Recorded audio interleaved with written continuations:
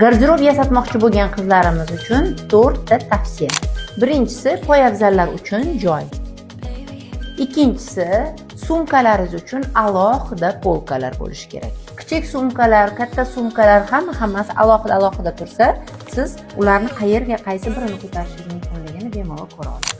Uchinchisi, yelka kiyimlaringiz va bel kiyimlaringiz uchun alohida joylar ajrating. Menda masalan yelka kiyimlarimdan tepa qismlar, pijaklar, koftalar, yubkalar, shimlar alohida, futbolkalar alohida.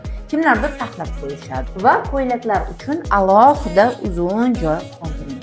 Bu sizni uzun kiyimlaringiz uchun qulay bo'ladi. To'rtinchisi, ko'pchilik ahamiyat bermaydigan asosiy narsa bu aksessuarlar uchun joy. Taqinchoqlarimiz har xil tortmalarda bekinib yotsa ularni ko'rmaymiz, lekin remenlar alohida, brasletlar, uzuklar, bo'yin taqinchoqlari hamma narsa alohida bo'lsa, bu siz uchun obrazingizni to'g'ri qurishingizga juda ham katta yordam beradi. Ayniqsa ro'molli ayollarimizda ro'mollar uchun alohida taxlanib turadigan bo'lsa, ular rang-barang bo'lib obrazlaringizga qaysi to'g'ri kelishini oson bilib olishingiz mumkin. Endi sizga savol: siz mana shu 4 ta xatodan qaysi birini qilasiz, qaysi birini qilmaysiz? Kommentariyada yozib qoldiring.